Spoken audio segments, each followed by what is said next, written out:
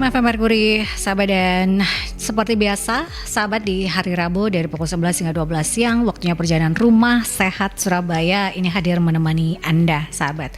Dan untuk Anda, ini bisa stay tune juga di perbincangan Rumah Sehat Surabaya yang merupakan hasil kerjasama dengan Ikatan Dokter Indonesia Cabang Kota Surabaya yang menghadirkan para pakar, para ahli untuk bisa memberikan kita edukasi dan informasi seputar kesehatan melalui websitenya Merkuri di www.merkurifm.id. Karena di website Anda juga bisa melihat ya secara langsung di visual radio, sahabat, dan Anda bisa juga stay tune melalui aplikasi On Airs. Anda juga bisa bergabung, bertanya, berkonsultasi di line telepon 5620096 atau di WhatsApp call dan juga WhatsApp Messenger, sahabat, di 08173096. Di edisi kali ini, sahabat, di perjalanan Rumah Sehat Surabaya kita membahas tema terkait dengan bumil aman puasa dan Lebaran. Ya, karena kita sudah berada di hari ke-19 puasa Ramadan, jadi sudah mulai banyak yang mempersiapkan berkaitan dengan Lebaran. Sudah hadir di studio ada Dr. Muhammad Ardian, CLSPOG, konsultan Magister Kesehatan. Apa kabar, Dok? Alhamdulillah baik. Sudah lama tidak berjumpa ya, Dok? Pas zaman COVID waktu itu. Iya, masih zaman pandemi dan pakai masker gitu ya, Dok ya. Ini kembali kita membahas terkait dengan bumil aman dan juga Lebaran. Kita bicara tentang puasa terlebih dahulu, Dok. Ya. Kalau untuk ibu hamil, puasa itu aman tidak sih, Dok, untuk semua ibu hamil, atau ada kondisi-kondisi tertentu bagi ibu hamil yang boleh berpuasa, untuk yang beresiko ya mungkin ditunda terlebih dahulu puasanya, atau seperti apa, Dok? Ya, terima kasih ya. Jadi pertama, kalau untuk berbicara tentang ibu hamil puasa, secara umum pada prinsipnya ibu hamil itu boleh puasa. Ya. Boleh puasa, tetapi ada kondisi-kondisi tertentu yang kita mengatakan harus hati-hati kalau seandainya berpuasa, dan ada kondisi tertentu yang jangan dipaksakan untuk puasa. Apa itu? Yaitu misalkan pada trimester pertama, biasanya ibu hamil itu mual muntah, sulit makan, seleranya berubah, nyeri kepala dan sebagainya. Banyak sekali keluhan-keluhan pada trimester pertama. Nah, kalau seperti itu ya, kalau sering mual muntah sebaiknya tidak perlu puasa dulu. Oke. Gitu. Jadi memang ada kondisi tertentu, terutama di trimester pertama gitu ya, Dok ya. Mungkin jangan dulu gitu ya. Nah, kalau terkait dengan ada beberapa hal, mungkin ini bisa mitos atau informasi yang kurang tepat. Kalau ibu hamil berpuasa itu bisa mengalami penurunan air ketuban atau gerakan janin berkurang. Benar nggak sih, Dok? Ya. Hal tersebut. Jadi baik itu penelitian maupun pengalaman klinis kami, tidak pernah kami mendapatkan kasus seperti itu. Maksudnya puasa kemudian sampai ketubannya berkurang. Ketuban berkurang itu banyak kan kondisi-kondisi klinis yang mendasari, seperti hipertensi, preeklamsia atau kehamilan lewat waktu. Mungkin itu yang paling mendasari. Tapi yang jelas tidak pernah ada kasus puasa kemudian sampai ketubannya berkurang. Kalau terkait dengan puasa sendiri, manfaatnya apa sih, Dok, untuk ibu hamil? Apakah ini sebenarnya ada manfaat yang baik bagi ibu hamil kalau menjalankan ibadah puasa, tapi dengan kondisi tertentu jika ibu hamil dalam kondisi yang baik, ibu dan juga janinnya? Manfaat ibu hamil pada puasa. Jadi gini, ini menarik ya. Karena saat ini yang kami dapatkan, ibu hamil itu kebanyakan obesitas. Jadi sebelum hamil sudah kelebihan berat badan. Kemudian oleh sebab itu biasanya seorang dokter kandungan akan mengatakan dikendalikan dietnya. Bukan kemudian berat badan pada saat hamil diturunkan, tapi dikendalikan. Sehingga dengan puasa pada ibu hamil yang berat badan sebelum hamil itu sudah ada kelebihan, sudah banyak bonusnya, itu dengan puasa ini bisa mengendalikan kenaikan berat badan. Dan ini penting sekali, kenapa? Pada ibu hamil terutama yang berat badannya berlebih, itu akhirnya ini mencegah kencing manis dalam kehamilan. Kemudian juga bisa mencegah berat bayi yang besar, berat bayi lahir yang besar. Jadi menurut saya manfaat puasa pada ibu hamil itu juga sangat banyak. Tapi dengan catatan ibu dan juga kondisi janin itu aman gitu ya, Dok ya. Harus diketahui terlebih dahulu, harus dilakukan pemeriksaan terlebih dahulu gitu ya, sahabat.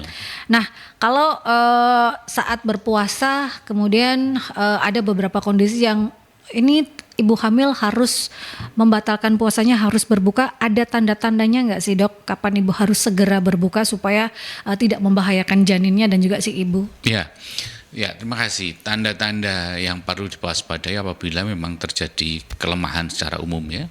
Misalkan ibu tersebut kemudian nggak bisa beraktivitas atau kemudian dehidrasi berat. Apa ukuran dehidrasi berat ini? Misalkan sampai 12 jam tidak buang air kecil gitu, atau ya tadi seperti saya sebutkan tadi mual muntah yang berlebihan, ya sebaiknya dihentikan saja puasanya. Jadi memang ada beberapa kondisi tertentu. Kalau untuk gerakan bayi itu ada nggak dok dalam yang harus diperhatikan? Oh kok gerakan bayinya istilahnya tidak seperti biasanya ya, tapi kondisi ibu baik-baik saja, tidak mual, tidak pusing, atau seperti apa dok? Oke, makasih. Jadi gerakan bayi ya, tidak ada sebenarnya hubungan antara puasa dengan gerakan bayi, tapi perlu mungkin menjadi catatan bagi pendengar semua bahwa normalnya bayi itu bergerak dalam 30 menit itu 2 kali, atau minimal 10 kali gerakan selama ibu tersebut bangun. Selama ibu tersebut terjaga atau bangun. Kapan mulai dirasakan? Mulai dirasakan biasanya usia 20 minggu ke atas atau 5 bulan ke atas. Nah biasanya aktif setelah usia 6 bulan atau 26 minggu ke atas. Nah itu biasanya dirasakan. Nah kalau gerak bayi misalkan pada trimester 3 kok menurun, misalkan seperti yang saya sampaikan tadi, gerakannya kurang dari standar yang saya sampaikan, ya sebaiknya langsung aja ke rumah sakit atau ke gawat darurat untuk dicek lebih lanjut. Ya.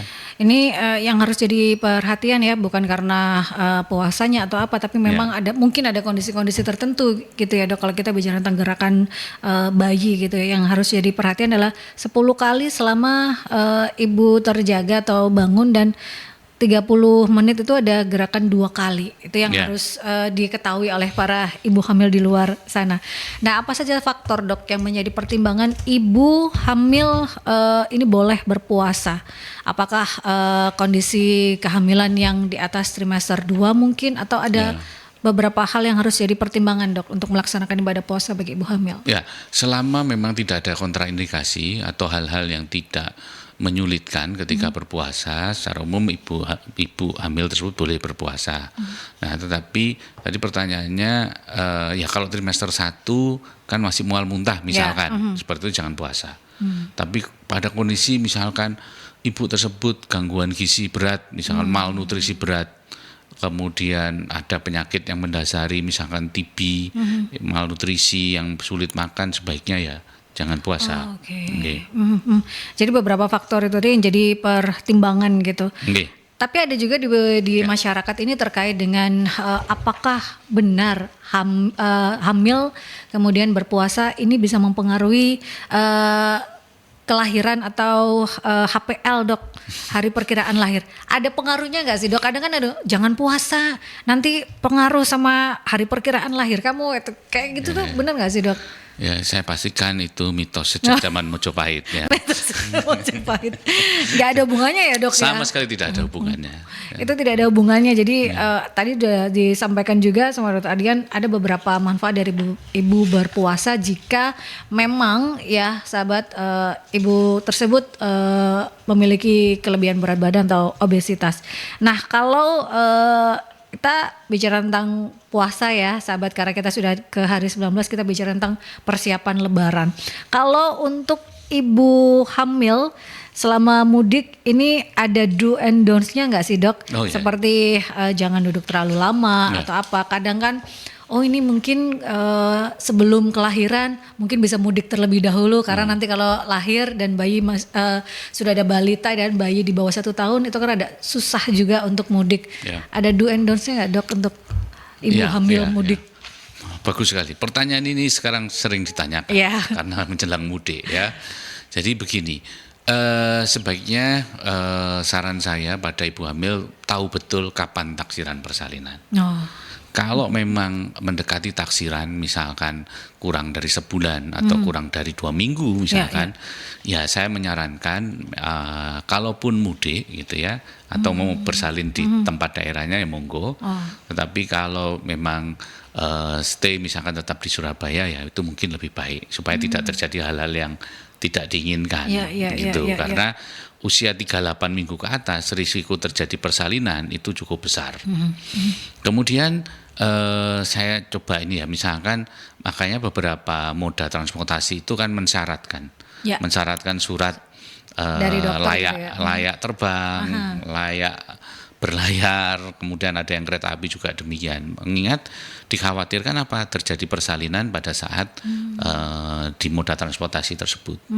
Untuk pesawat itu memang ada aturannya. Jadi menurut peraturannya itu bahwa kalau di atas domestik domestik itu di atas 34 minggu tidak bisa terbang. Kemudian untuk internasional di atas 30 minggu tidak bisa terbang.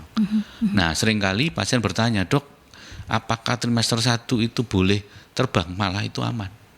Selama tidak ada riwayat perdarahan dan sebagainya gitu. Kemudian untuk kereta api relatif sama dengan pesawat karena perjalanannya cukup panjang juga. Biasanya 1 bulan sebelum persalinan tidak boleh naik kereta api atau 36 minggu kira-kira. Nah, bagaimana dengan naik mobil atau bis begitu? Sebenarnya bebas saja, tapi catatan saya adalah kalau memang mendekati persalinan sebaiknya tidak dilakukan, tapi karena risiko terjadi persalinan. Nah, kalau misalkan masih trimester 2 atau akhir trimester 2 misalkan begitu, boleh naik mobil berapa jam, Dok? Menurut literatur dikatakan sebaiknya setiap 4 jam berhenti. Tapi saya yakin biasanya setiap 1 jam berhenti. Kenapa ibu hamil itu seringkali pipis buang air kecil. Jadi pilihlah rute yang mudah akses ke toilet dan sebagainya. Nah ini bagi bapak-bapak para suami ya, ini saya himbau. Ada catatan gitu ya. Iya, pilih rute di Google mana nih rute yang akses untuk ke toilet mudah. Tapi saya yakin kalau di Surabaya ini sangat mudah ya, baik itu di SPBU, di masjid, musola itu sudah. Jadi pilih rute yang memang istilahnya nyaman selama perjalanan bagi ibu hamil gitu ya. Dan juga untuk ibu hamil catatannya adalah jangan sampai mendekati hari perkiraan lahir ataupun juga di trimester awal yang mungkin ada riwayat pendarahan. Nah itu sebaiknya jangan dulu gitu ya.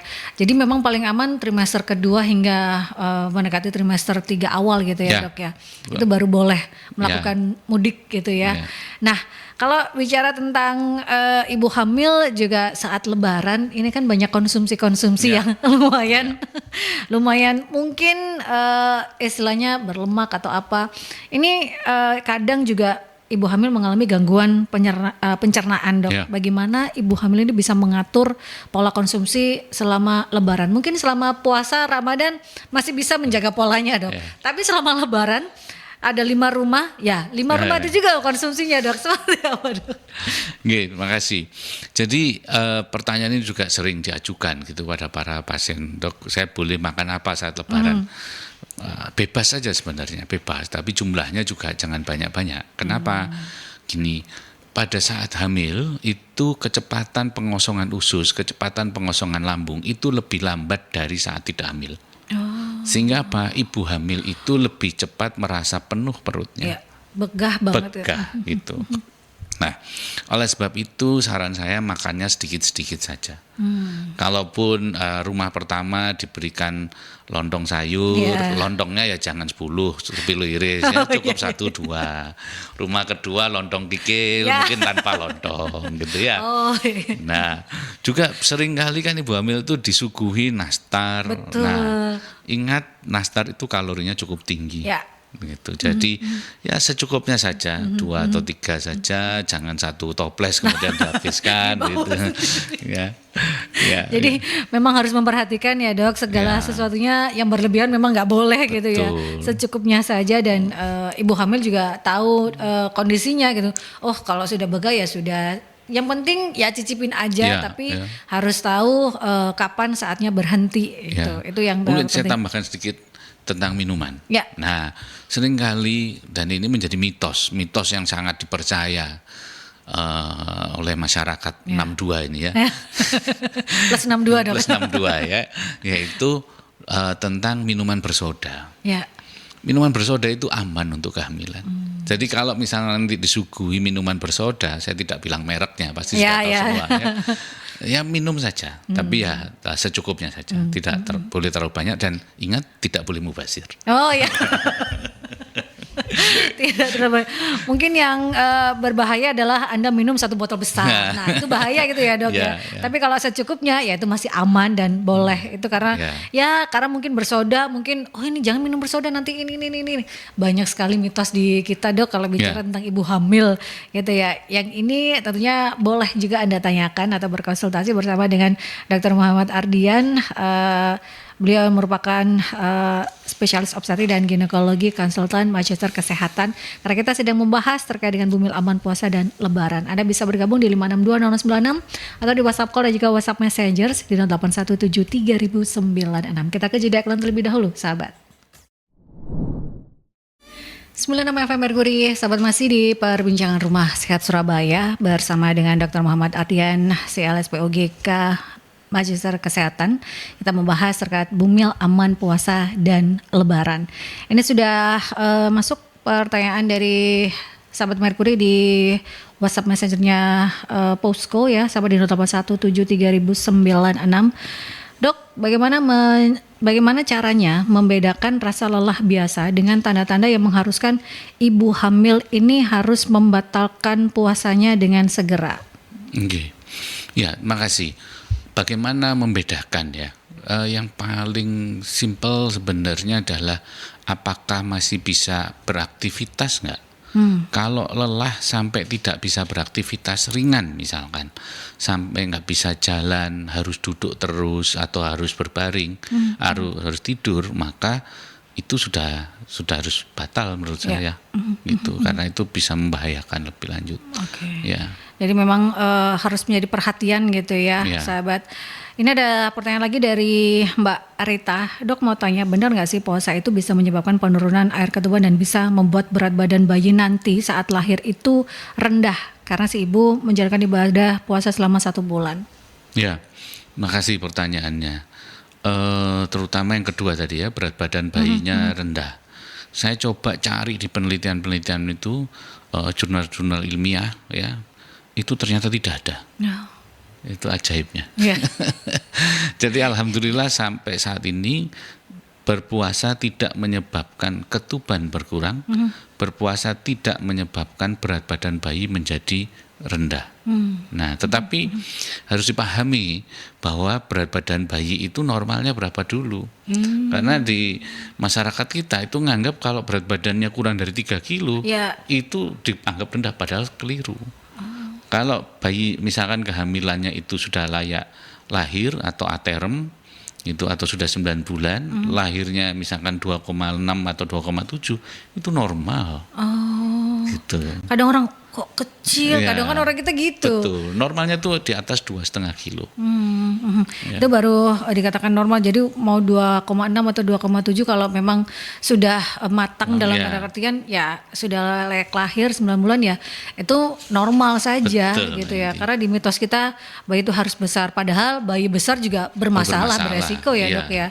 Nah, kadang kan di puasa ini konsumsi gula itu kan juga mempengaruhi bayi lahir besar gitu ya. Nah, kadang ibu juga nggak seger kalau nggak yang manis, Dok, buka puasanya. Itu seperti apa, Dok? Apakah itu benar memang berpengaruh kalau sering makan manis itu akan mempengaruhi berat badan bayi? Sangat. Sangat. Jadi memang konsumsi gula ini yang harus diperhatikan pada ibu hamil. Ingat bahwa kehamilan itu kondisinya berbeda dengan tidak hamil, dan risiko terjadinya kencing manis pada kehamilan itu tinggi pada ibu hamil yang suka mengkonsumsi manis-manis. Ya, misalkan es campur, es teler. Enak ya siang-siang ngomong gini tuh enak. Ada gula, ada susu kental manis. Nah, itu. Nah, kalau konsumsinya berlebih, maka gula atau yang manis-manis ini di samping ditumpuk di dalam tubuh ibu juga kemudian ditransfer ke bayi, sehingga bayi berat badannya akan menjadi lebih besar. Nah, ini bahaya. Akhirnya pingin lahir normal nggak bisa. Kemudian bisa terjadi persalinan lama, induksi, kemudian induksi gagal dan sebagainya. Malah akan membahayakan si ibu gitu ya. saat kelahiran nantinya. Jadi konsumsi juga segala satunya jangan berlebihan. Ini juga berkaitan dengan puasa karena kan kita untuk ibu hamil makanya hanya saat berbuka dan juga sahur. Sebaiknya pola makannya seperti apa, Dok? Apakah satu kali saat buka itu boleh langsung makan besar gitu ya sekali terus nanti sahur, atau lebih baik sedikit terlebih dahulu, sedikit lagi sedikit, atau seperti apa baiknya untuk ibu hamil? Ya, pertama untuk sahur dulu. Untuk sahur artinya sewajarnya, secukupnya, gitu ya. Kedua, pada saat sahur minum yang cukup, kemudian pada satu piring itu dicukupi baik itu karbohidrat, protein ataupun sayur maupun buah. Dan lebih baik ditutup dengan kurma. Kenapa kurma? Karena kurma itu indeks glikemiknya rendah. Apa itu indeks glikemik? Yaitu tidak menyebabkan kenaikan gula darah yang tinggi, dan kurma itu bisa mempertahankan gula darah itu selama mungkin. Sehingga apa? Sehingga tidak mudah lapar. Itu kurma. Kemudian pada saat buka, ya buka dulu dengan kurma. Kemudian setelah itu minum, kemudian monggo beraktivitas sholat, kemudian baru makan juga sewajarnya, secukupnya. Kemudian, nah nanti setelah taraweh monggo makan lagi, itu. Ya. Karena kan ada mitos juga di kita gitu ya, orang hamil itu makannya untuk 2 orang gitu, Dok. Ya, ya. Nah itu mitos kan ya, Dok?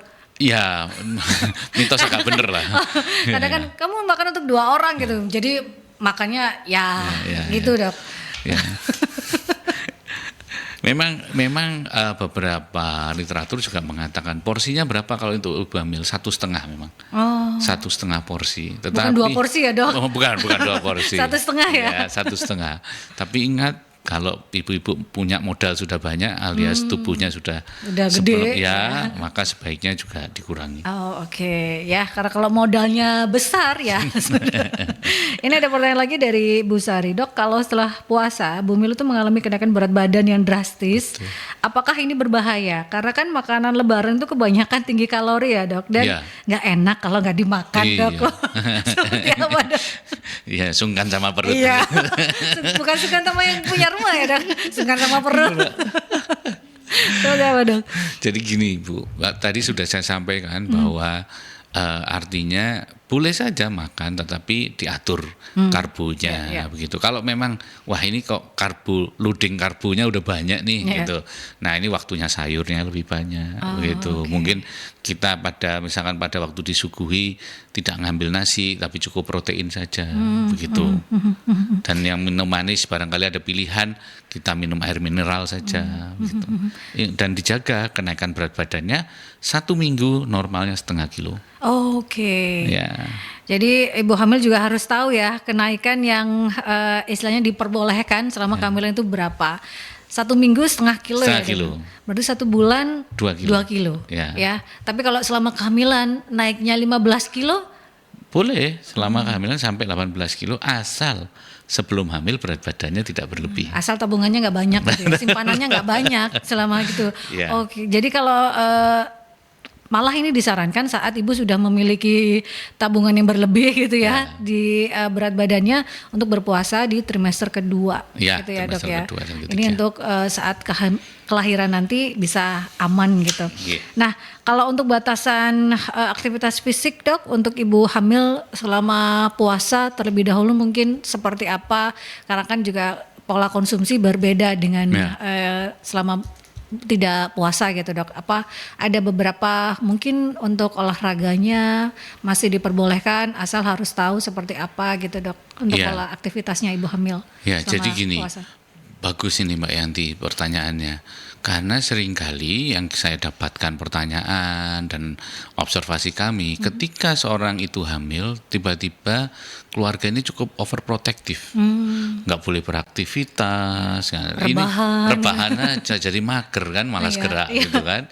Nah, ini hal yang menurut saya tidak menguntungkan. Sebaiknya ibu hamil itu tetap saja beraktivitas biasa, yang bekerja begitu ya. Ibu rumah tangga silakan saja.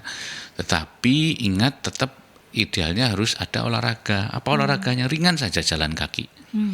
Misalkan dalam 1 hari itu 30 menit jalan kaki. Kalau jalan kaki itu jalan sedang-sedang saja, 30 menit itu ya 1 sampai 1,5 kilo lah kira-kira. Itu atau 1 kilo itu udah jalan pelan itu. 30 menit 1 kilo. Dan kalau dirutinkan, maka peredaran darah menjadi lebih baik. Dari beberapa penelitian menyampaikan bahwa jalan kaki itu bisa mengurangi keluhan nyeri panggul pada ibu. Nyeri punggung pada ibu. Sering kan ibu hamil yang mengeluh, dok punggung saya sakit, panggul saya sakit. Nah ternyata ketika digali, ibu aktivitasnya apa? Enggak dok, saya capek semua. Nah ini yang harus dilawan. Kalau memang tidak ada kontraindikasi dan diperbolehkan oleh dokter untuk aktivitas, aktivitas saja. Tadi jalan kaki, 30 menit sehari. 1 minggu total 150 menit. Harus melakukan aktivitas olahraga ringan seperti itu. Bagaimana renang? Boleh, malah baik gitu. Bagaimana naik turun tangga? Disarankan. Nah, sering kan dengar jangan naik turun tangga nah, gitu. takutnya jatuh itu aja. Tapi pada dasarnya naik turun tangga itu baik, apalagi kalau gak ada masalah, bayinya letak kepala di bawah sehingga itu cepat masuk panggul. Begitu. Jadi memang aktivitas fisik itu sangat disarankan bagi ibu hamil gitu ya. Mungkin berbeda di trimester pertama yang mungkin sering mual, masih pusing, itu mungkin ada batasannya. Tapi kalau sudah setelah hilang mualnya, kemudian morning sickness sudah aman gitu ya, sahabat, terutama di trimester kedua, itu malah disarankan untuk aktivitas fisik bagi ibu hamil gitu ya dok ya, untuk memperlancar peredaran darahnya. Ini sangat penting sahabat, kalau mungkin selama Ramadan bisa jalan sore, cari takjil di depan kompleks, itu sekaligus cuci mata, ngelihat gitu, itu boleh dilakukan selama ibu hamil gitu. Itu untuk saat puasa Ramadan. Nah saat Lebaran ini kan kadang aktivitas fisik juga luar biasa, unjung-unjung ke sana, unjung-unjung ke sini. Seperti apa dok? Apakah ibu hamil setelah berapa jam mungkin harus istirahat dulu, bed rest dulu, atau seperti apa selama Sebenarnya Lebaran? tidak ada batasan selama berapa jam, itu tergantung masing-masing. Kalau dirasakan lelah, ya istirahat aja dulu gitu. Jadi tapi nggak ada masalah dengan aktivitas unjung-unjung itu kan secara fisik bergerak. Betul. Secara psikologi silaturahmi, kan bahagia. Secara perut mengenyangkan. Mengenyangkan, betul. Sehingga baik fisik, psikologi itu sangat baik begitu. Jadi memang tidak ada batasan asal ibu tahu saat kapan harus beristirahat terlebih dahulu gitu ya dok ya. Nah untuk ibu hamil yang mengalami gangguan pencernaan, apa ada saran atau tips bagi ibu hamil selama Lebaran, karena kan itu tadi banyak konsumsi atau apa, ini kan juga sering sekali kan dok, ibu hamil mengalami gangguan pencernaan. Seperti apa kalau menurut Dr. Ardian? Ya jadi begini, kalau gangguan pencernaan ini kan pada ibu hamil yang paling sering itu sembelit, sulit BAB begitu ya. Itu hal yang wajar karena hormonal. Oleh sebab itu harus banyak makan sayur, minum air putih yang banyak, dan harus bergerak gitu. Nah kalau seandainya terjadi misalkan keracunan makanan, diare, maka segera ke dokter. Atau misalkan nyeri lambung atau apa, saran saya segera ke dokter saja gitu. Oh, ibu hamil yang gangguan pencernaan itu memang berhubungan dengan hormon ya dok ya? Betul, yang sembelit seperti itu. Jangan dipaksakan untuk saya nggak bisa BAB ini beberapa hari ini. Ya memang secara hormonal begitu. Ini mungkin yang belum banyak yang tahu, ternyata secara hormonal ibu hamil memang kebanyakan mengalami gangguan pencernaan, sehingga disarankan konsumsi serat yang lebih banyak gitu, lebih tinggi gitu ya dok ya. Ini yang harus dipahami. Nah kalau kita bicara tentang tips aman selama puasa, apa yang harus dilakukan oleh ibu hamil dok terlebih dahulu, atau sering melakukan pemeriksaan terlebih dahulu sebelum tahu kondisinya, oh ternyata aman untuk melakukan puasa di Ramadan ini, ataupun harus melakukan pemeriksaan terlebih dahulu sebelum menjalankan aktivitas Lebaran? Karena kan tadi dikatakan butuh surat nih. Nah, mulai sekarang kah harus dilakukan pemeriksaan untuk mendapatkan surat layak jalan untuk berpergian bagi ibu hamil? Ya, khususnya pada trimester 2 dan trimester 3 sebaiknya datang ke dokter kandungan atau vaskes untuk mendapatkan surat surat laik terbang, surat naik kereta api dan sebagainya. Dan untuk diperiksakan juga kondisi bayi, apakah kondisi bayinya dan ibu dalam kondisi yang fit untuk perjalanan atau tidak. Jadi memang mulai sekarang gitu ya dok ya, Ya. dilakukan pemeriksaan supaya tahu kondisinya betul-betul seperti apa. Nah untuk support dari keluarga sendiri seperti apa dok, saran dari dokter Adrian, terutama bagi ibu hamil yang ingin berlebaran mungkin keluar kota liburan Ya. dan lain sebagainya, seperti apa dok? Begini, support dari keluarga yang jelas tadi ya, kalau suami itu kan pasti merencanakan jalur dan sebagainya. Kemudian diidentifikasi apabila ada kondisi darurat harus kemana. Itu penting. Oh iya. Ya, seringkali di daerah tertentu kita nggak tahu nih harus kemana. Betul. Atau catat nomor-nomor penting bila terjadi kegawat daruratan. Begitu. Kemudian sesampainya di tempat yang dituju juga demikian. Misalkan ada darurat, ke rumah sakit mana, ke dokter mana, untuk bisa mendapatkan pertolongan gitu. Jadi memang harus tahu Anda tujuannya kemana, kemudian kontak-kontak yang memang berhubungan dengan kondisi-kondisi darurat itu harus punya. Kalau ada kondisi-kondisi darurat Anda harus kemana, itu pun juga harus diketahui dan dipahami. Ya. Ini terkait dengan trimester ketiga bagi ibu hamil yang ingin melaksanakan puasa ataupun juga berlebaran, apakah lebih baik fokus pada hari kelahiran atau boleh melaksanakan ini asal ada catatan-catatannya dok? Ya, boleh berlebaran asal tadi ada catatan-catatan. Misalkan, oh ternyata saya nggak berisiko, tensi misalkan ibu hamil tersebut tensinya juga normal, atau kalau kami bilang kehamilan risiko rendah, silakan saja, selama tidak misalkan perjalanan itu masih tidak terlalu jauh, seandainya misalkan usia kehamilannya sudah mendekati ya nggak ada masalah. Tapi kalau perjalanan itu cukup jauh, misalkan 4-6 jam, sebaiknya ini pada ibu hamil yang sudah mendekati HPL ya dipikirkan ulang gitu ya. Ini ada pertanyaan dari Ibu Liana. Dok, ibu hamil yang merasa pusing saat berpuasa dan kesemutan, apakah ini merupakan tanda bahwa ibu hamil kekurangan nutrisi? Tidak. Saya jawab dengan tegas, tidak. Hamil itu normal terjadi pusing, baik itu berputar atau nyeri kepala. Kemudian kesemutan. Ibu hamil itu sangat wajar terjadi kesemutan, khususnya trimester 2. Kenapa? Karena ada hormon progesteron yang menyebabkan ujung saraf kita membengkak.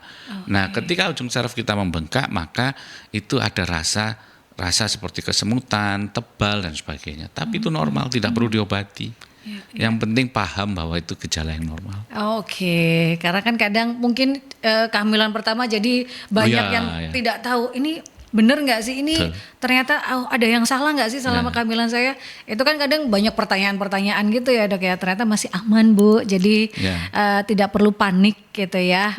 Selama Anda berkonsultasi bersama dengan dokter, itu akan lebih baik untuk Anda selama menjalani kehamilan, jadi nggak usah takut gitu ya. Nah kalau kita bicara juga secara studi medis dok, apakah ada efek istilahnya kalau ibu duduk terlalu lama, dan kadang kan ibu juga nahan pipis ya dok, karena kan sering kali pipis gitu, apakah itu juga akan membuat ibu terkena ISK lah apa gitu, seperti apa dok? Ya sebaiknya memang tidak boleh menahan pipis. Ya. Karena kan ini mungkin jalannya di tol, si suami tidak mendengarkan kita dok.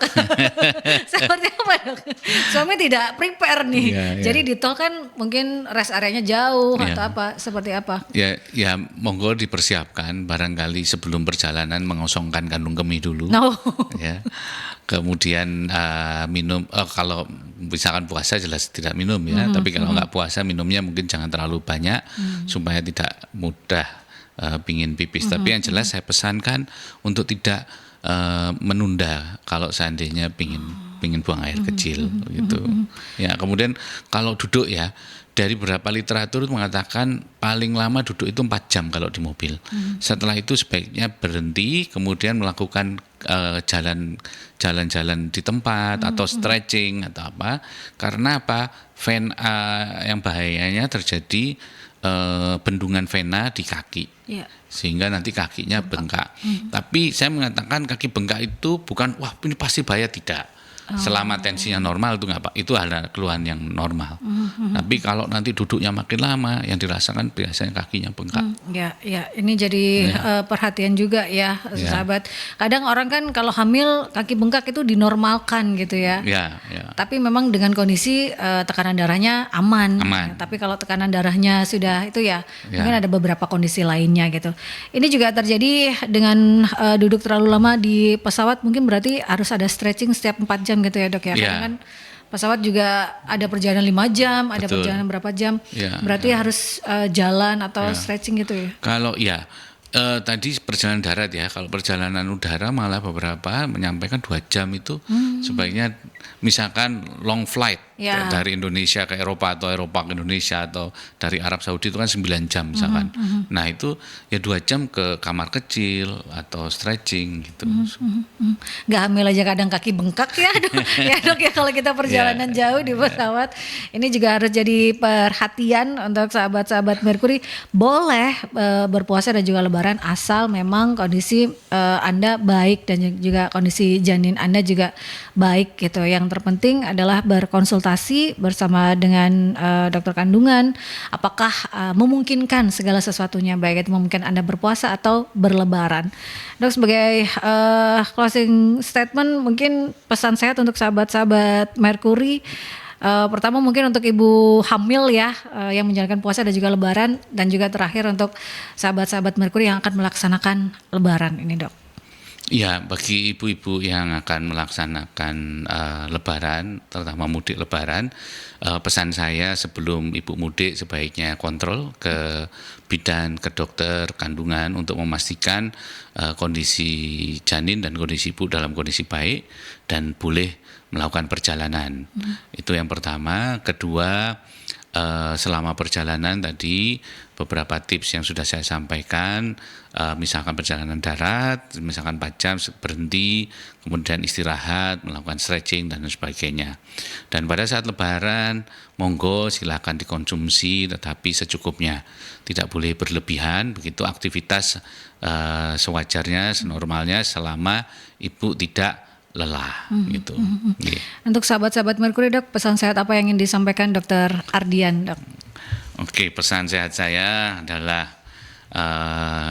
ibu hamil yang selalu sehat dan melahirkan dengan selamat, menjadikan generasi emas Indonesia. Ya.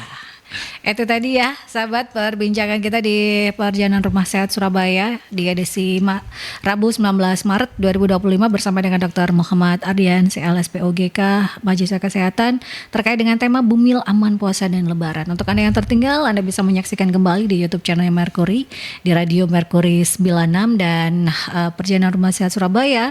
Ini juga bisa Anda ikuti setiap hari Rabu dari pukul 11 hingga 12 siang sahabat. Stay safe, stay healthy, be happy, dan Assalamualaikum warahmatullahi wabarakatuh. Waalaikumsalam.